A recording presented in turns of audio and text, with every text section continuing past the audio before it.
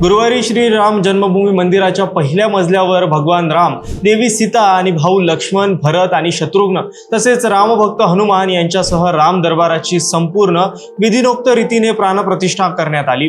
त्यानंतर दुसऱ्या दिवशीच मंदिरात किती सोनं वापरण्यात आलं ते जाहीर करण्यात आलं। अयोध्येतील श्रीराम मंदिराच्या उभारणीत एकूण 45 किलो सोनं वापरण्यात आल्याचं नृपेंद्र मिश्रा यांनी शुक्रवारी सांगितलं।